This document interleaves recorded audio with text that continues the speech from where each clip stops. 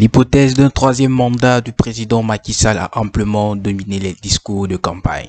La probabilité que le président sortant annonce sa candidature est actuellement au centre de la discorde entre la majorité et l'opposition. Un homme de voix estime que cette candidature pour un troisième mandat serait non seulement inconstitutionnelle, mais en plus viendrait fouler aux pieds la parole donnée d'un président qui, lors d'une déclaration publique, avait clairement pris l'engagement de renoncer à toute velléité d'aspirer à un troisième mandat, d'autant plus que la Constitution ne lui en donnait guère la possibilité.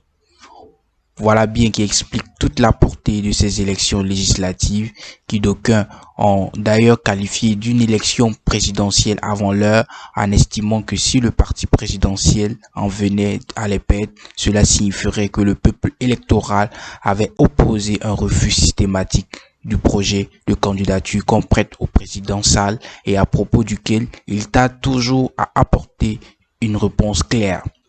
Or, la page du mécontentement populaire dont les manifestations de 20 février 2021 ont été une expression n'est visiblement pas tournée.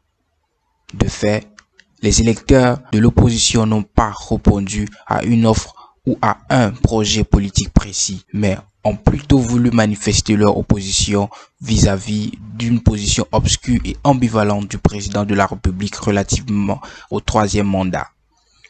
Ils n'ont pas simplement choisi un candidat au niveau local, ils ont plutôt choisi la liste coalition la plus à même de freiner la tentative du président de la République de se représenter lors des prochaines présidentielles. Macky Sall va-t-il tirer les leçons de ces législatives du 31G et même des locales du 23 janvier dernier pour ne pas se représenter en 2024? Certes, c'est la coalition Benno Bokk Yakaar qui est sortie vainqueur de ces deux élections, mais force est de reconnaître qu'ils ont été fortement secoués par l'opposition regroupée au sein de Yewwi Askan Wi.